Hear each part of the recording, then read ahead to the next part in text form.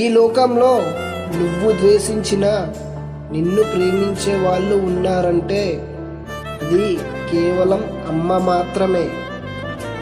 చదువు రాని అమ్మ కూడా బిడ్డకు బుద్ధి చెప్పగలదు. డబ్బు లేని అమ్మ కూడా తన బిడ్డల కడుపు నింపగలదు. కళ్ళు లేని అమ్మ కూడా తన బిడ్డను వెలుగుదారి చూపగలదు. అందుకే ఎలాంటి అవరోధానైనా లెక్క చేయలేనిది అమ్మ ప్రేమ ఒక్కటే.